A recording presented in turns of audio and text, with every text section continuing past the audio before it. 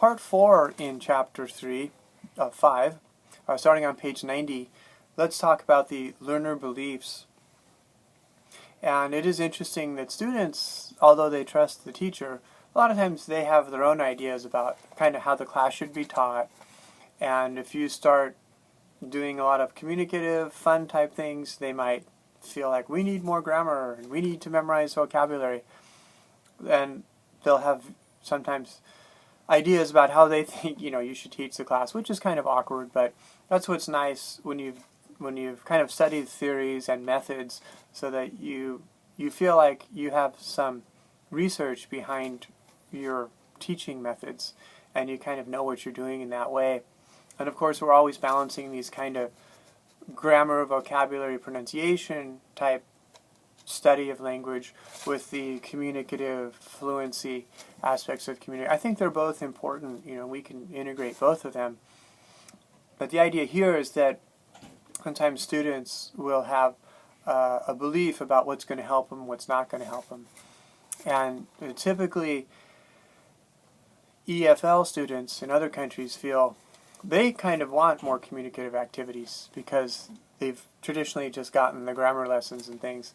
But then on the other hand, sometimes ESL students that are in the U.S., they sometimes want that grammar and that vocabulary work, that academic side, because they feel like that's what they need as well.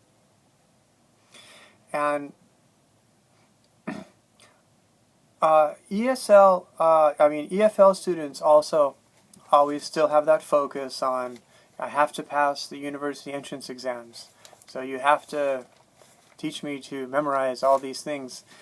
Sometimes there's a little false idea of how languages are learned, and that's what we're trying to kind of take them through, is this more well-rounded process of learning to kind of practice and really use the language in meaning-based activities, because we feel that's what kind of really is going to make it stick anyway. Going on to the individual differences and classroom instruction, it's interesting because students learn different ways, but we really only teach one way. We're teaching this class, and it's kind of funny that we have to do that, but of course all we can really do is maybe try to teach a variety of different ways to kind of catch the different learning styles, but mainly we are presenting in class mainly one way. And a lot of people say that the way we teach is based on what was successful for us, what worked for us, which could be a little biased to our learning styles. But I feel that students often depend too much on teachers, and they want us to take them through everything.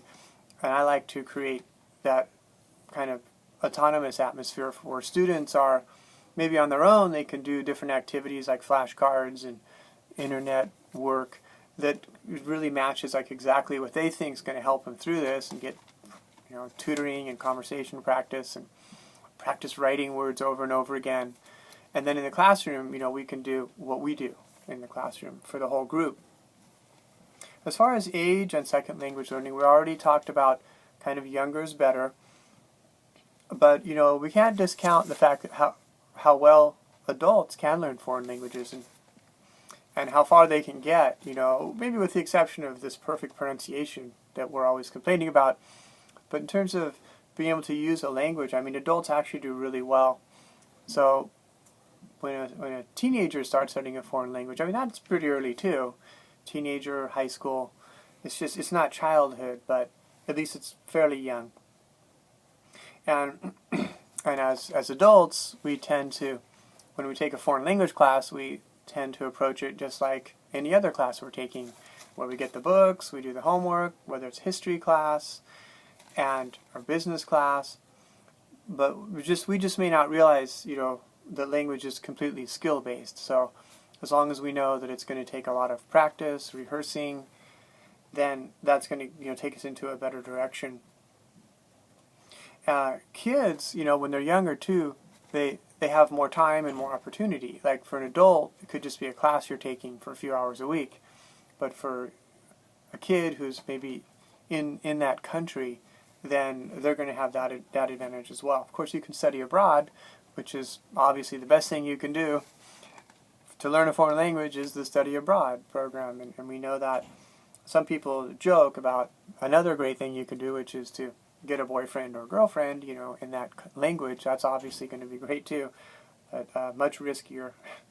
And the other thing about children, young children, is sometimes they're not that interested in foreign languages. They're kind of interested, like, oh, songs, I can count to 10, I know a phrase, I know the names of foods, and they're definitely interested in cultural things.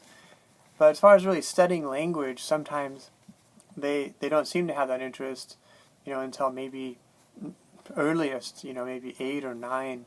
And so that's sometimes a little bit of a barrier. But we try to, introduce it to them. And I think of it as being like, it's the same thing like with sports. Like, at what age do you start teaching a kid, a sport, like golf or tennis? And can you say younger the better there too? I guess you sort of could. If you put a golf club like in the hand of a 2-year-old, like Tiger Woods or something, maybe, or the Williams sisters with tennis. Yes, younger is better, but I just think at what age kids start being interested in sports, musical instruments. Again, you can put a violin in the hand of a 3-year-old and you might have like a child prodigy or something. But basically, I don't think the really young kids will necessarily be interested in learning those type of skills.